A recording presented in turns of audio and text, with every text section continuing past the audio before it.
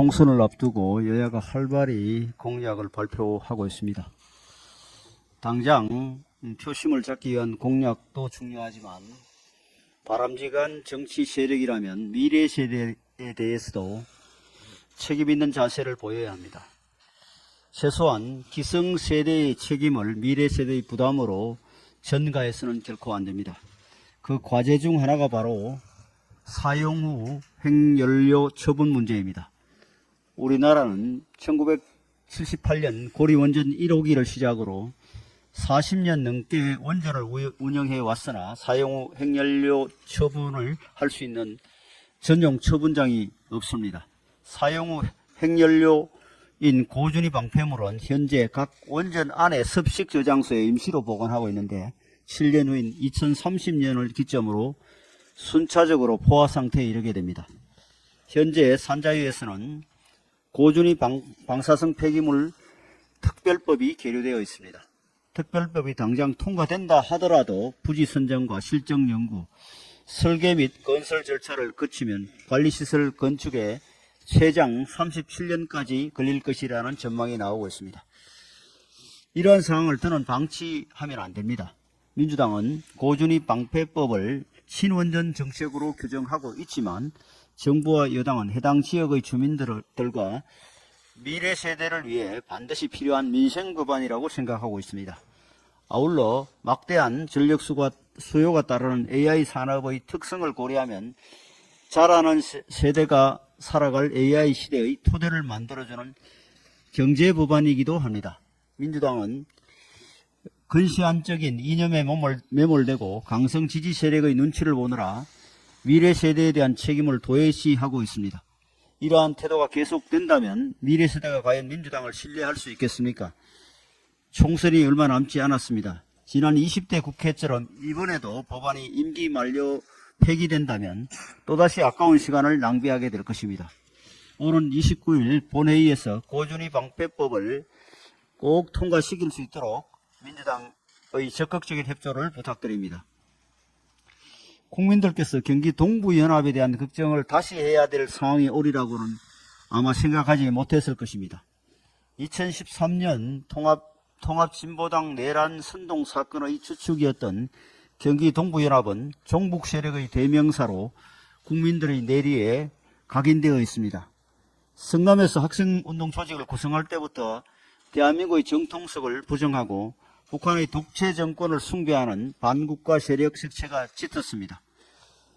민주노동당 시절에는 조직의 지령에 따라 일사불란하게 움직이며 민주적 의사결정 체계를 무력화시키는 당권투쟁 방식으로 악명을 떨쳤습니다.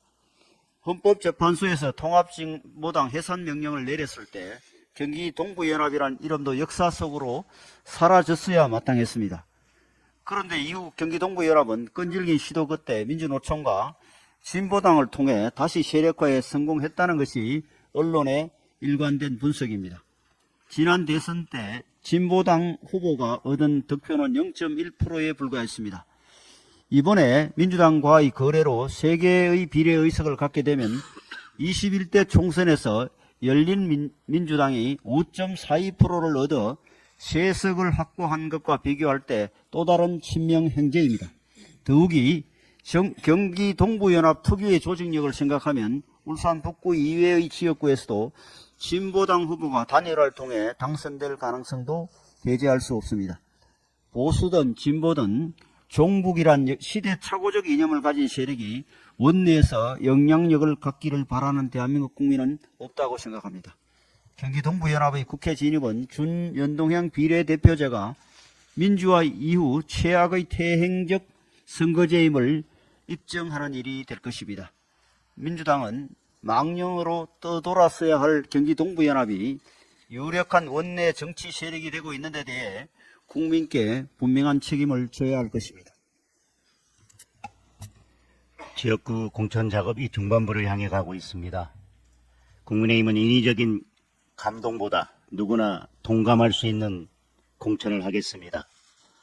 잡음 없는 공천이 감동 없는 공천이 될 수는 없습니다. 잡음 없는 공천은 우파 정당이 한 번도 해보지 못한 것입니다. 그 자체가 감동입니다. 그리고 승리라는 결과로 감동을 드리겠습니다. 국민의힘은 밀실 공천이 아닌 투명한 공천을 하겠습니다. 민주당은 검증되지 않은 여론조사 기관을 누군지 알 수도 없는 외부 지시로 끼워 넣었다가 선관위원장이 사퇴하는 지경에 이르렀습니다. 국민의힘은 경선 여론조사 기관 선정부터 결과 발표까지 모든 과정을 투명하게 공개하고 있습니다. 사심이 없다면 감출 이유도 끼워 넣을 이유도 없습니다. 국민의힘은 대표만 눈치 보는 공천이 아니라 국민을 바라보는 공천을 하겠습니다. 개인 조국을 위한 공천이 아니라 대한민국 조국을 위한 공천을 하겠습니다. 더불어민주당의 공천은 이재명 대표의 사법 리스크를 막기 위한 친위대 구성에 초점이 맞춰져 있습니다. 비명 행사라는 말까지 나오고 있습니다. 국민의힘은 대한민국의 미래를 지키는 공천을 하겠습니다. 그런데 이재명 대표를 본받아 국회의원이라는 신분을 방탄조끼로 입겠다고 나선 분이 또 한 명 있습니다. 바로 조국 전 장관입니다. 본인 스스로 밝힌 것처럼 국회의원을 하루 할지 1년 할지 3년 할지도 모른 채 사법부만 바라보고 있는 분이 어떻게 국민을 대표할 수 있겠습니까? 국민의힘은 마지막까지 국민만 바라보고 대한민국의 미래를 살리는 공천을 하겠습니다. 자신의 삶이 아니라 국민의 삶을 챙기는 후보를 공천하겠습니다. 그것이 곧 감동입니다.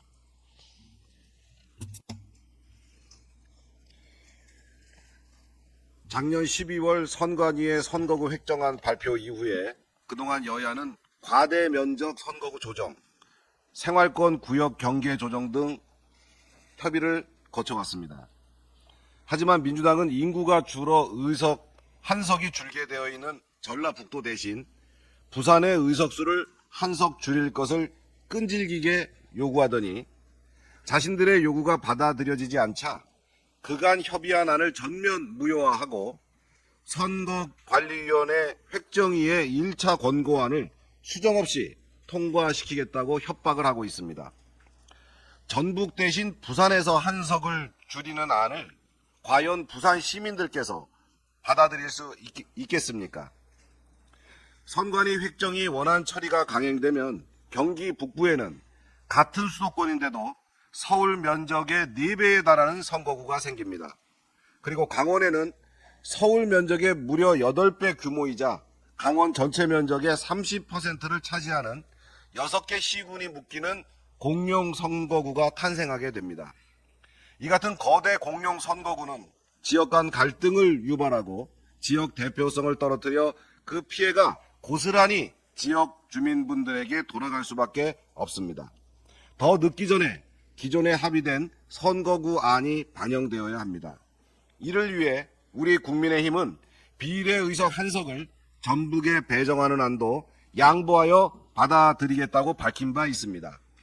그런데도 민주당은 선거구 획정 협상에 나서기는커녕 29일 본회의에서 쌍특검법을 표결하겠다며 또다시 정쟁만 유발하려 하고 있습니다. 21대 국회 내내 의석수만 내세워 정쟁을 일삼던 민주당이 임기 종료를 앞둔 마지막까지 국회를 혼란과 정쟁의 장으로 만들고 있는 것입니다. 민주당이 선거구 협상을 발로 걷어차고 쌍특검법 재표결에 집착하는 이유가 비명행사 친명횡재 공천으로 불붙은 계파 갈등의 시선을 다른 곳으로 돌리기 위해서는 아닌지 국민들은 의구심을 가지고 있습니다. 지역 문화와 교통, 생활 면적과 정서, 지역 특수성 등이 모두 무시되는 공룡 선거구 획정은 더 이상 반복되어서는 안 됩니다. 민주당의 쌍특검 같은 악의적인 정쟁 대신 유권자의 정당한 권리가 보장될 수 있도록 선거구 협상에 적극적으로 임할 것을 강력히 촉구합니다.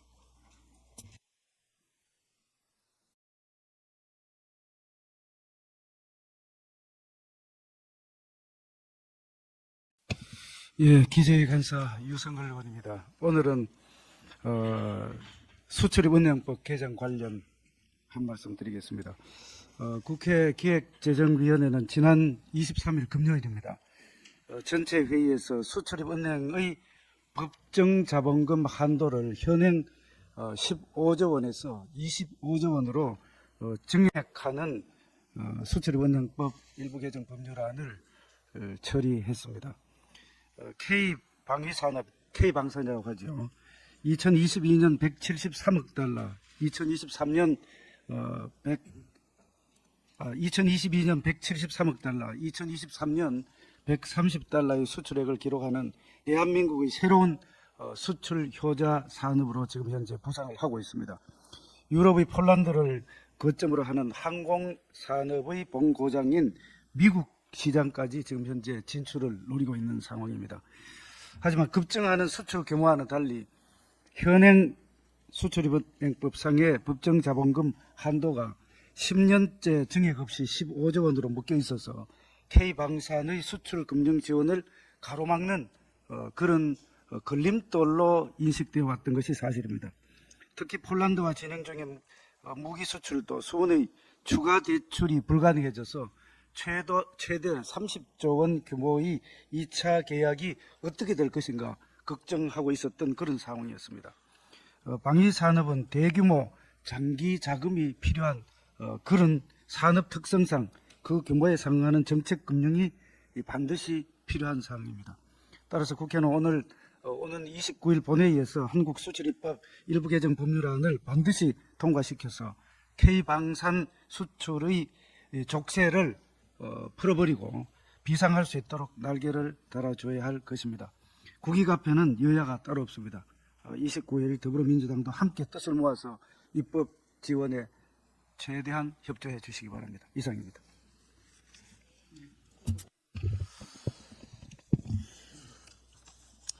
예, 이재명 더불어민주당 대표께서 지난 2월 19일 최고위원회에 이어서 또 지난 2월 25일 자신의 페이스북 게시글 에서 이번 정말 가슴 아픈 의사 파업 이런 사건을 두고서 음모론을 또 제기하고 있습니다. 국민의 건강과 생명을 위협하는 이 의료 대란을 보고서 어떻게 여기서 또 음모론을 얘기합니까?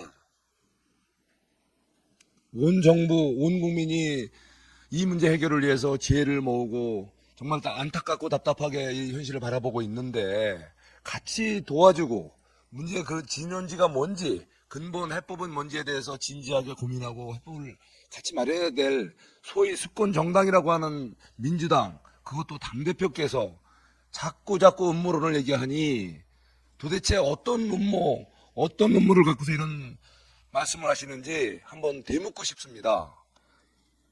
이번 얘기를 하시면서 지난 양평고속도로 최상병 사건을 능가하는 최악의 국정농단 사례다. 마치 이번 의료 이런 사태가 정부의 어떤 당략적인 어떤 계산에 의해서 치밀하게 계산된 음모라고 얘기를 하고 계십니다. 정말 그렇게 생각하십니까?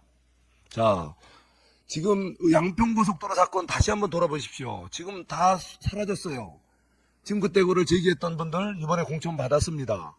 그리고 또 그 당시 뭐 비대위 구성 논란 있었던 그때 비대위 위원장으로 거론됐던 분 땅 거기 사서 집 졌죠. 이번에 당해 지역에 민주당 공천 받은 분 거기에 땅 샀죠. 바로 그분들의 특혜비리 사건입니다. 이번에 참 공천 받은 분은 이번에 공천 받은 분의 경쟁자였던 분이 땅을 샀죠. 그분 공천 배제됐습니다. 자, 이 결과가 뭡니까?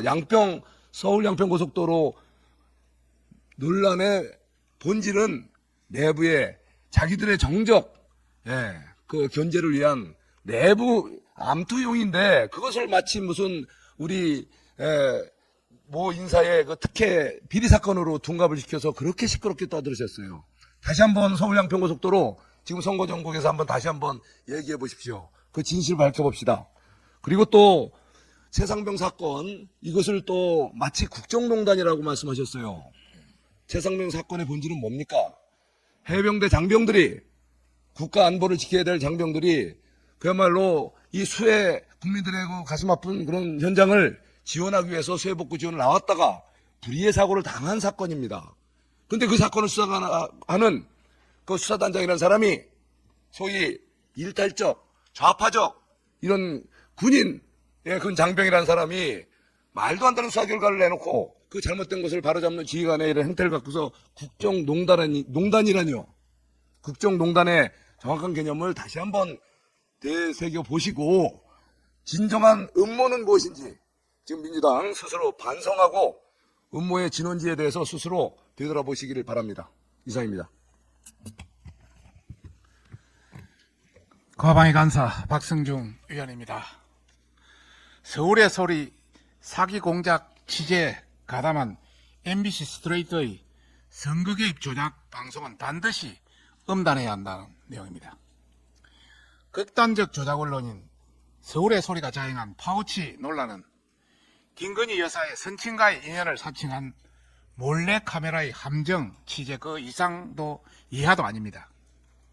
하지만 민주당과 MBC 스트레이트는 불법 공작 취재의 본질은 숨긴 채 범죄자들의 일방적 주장만으로 명품백 수수라는 악의적 프레임을 더 씌우고 있습니다.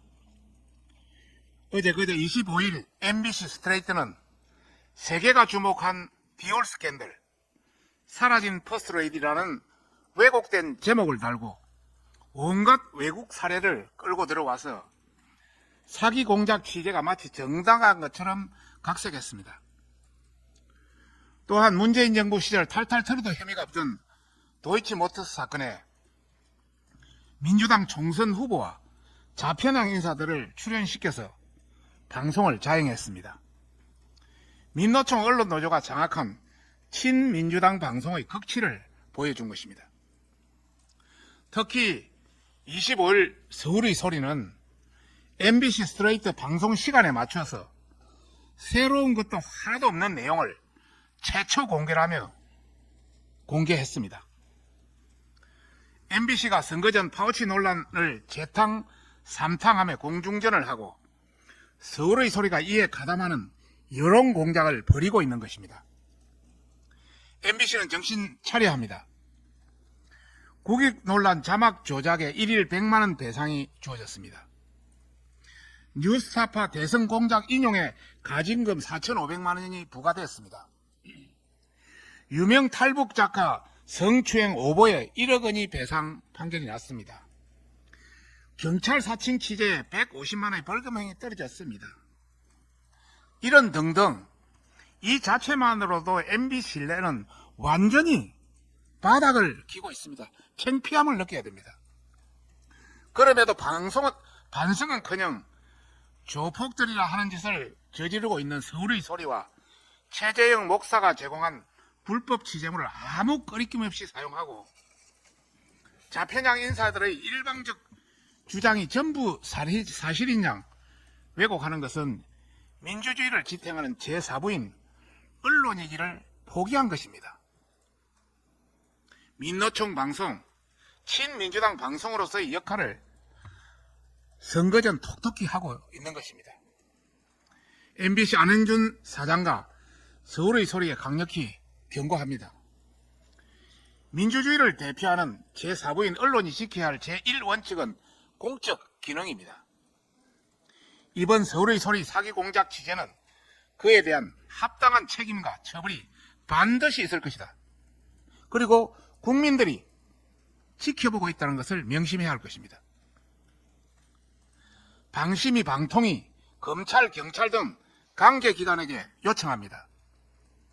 공직선거법, 정보통신심의규정, 방송심의규정, 선거방송심의규정 등 관계법에 따라서 위반 사항에 대해서 엄격한 법적 책임을 물어야 할 것입니다. 국민의힘도 이런 관계 규정을 종합적으로 검토해서 이번 사건처럼 엄중한 법을 짓밟는 허위, 왜곡, 과장, 사칭 보도를 우리 사회의 악으로 간주하고 끝까지 엄단할 것을 강력히 경고하는 바입니다. 이상입니다. 더불어민주당의 공천이 중반을 넘어서면서 다수의 대한민국 국민들께서는 과연 민주당이 대한민국 국회의원 후보를 추천하려는 것인지 아니면 북한 노동당의 이중대를 세우려는 것인지 의아해할 것입니다.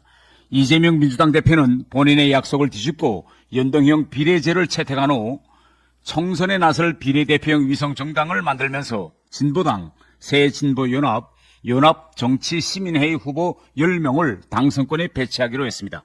그런데 진보당은 2014년 헌법재판소 결정으로 해산된 통합진보당의 후신이고 강령과 정책에는 한미동맹 파기와 재벌 해체가 포함되어 있습니다. 연합정치시민회의는 좌파, 반미, 친북 성향 230여 명이 만든 단체로 한미 FTA 반대, 광우병 선동, 국가보안법 폐지 등을 주장해왔던 반국가 세력입니다. 성남시장을 지낸 민주당 이재명 대표 주변엔 유독 경기 동부 출신이 많다고 합니다. 성남시 산하기관 등에 대거 발탁했다고도 합니다. 헌재가 통진당을 폭력혁명으로 북한식 사회주의 실현을 목적으로 한 위헌 정당이라며 강제 해산시켰지만 경기 동부는 집요하게 조직을 재건했습니다. 이들이 만든 정당이 진보당입니다.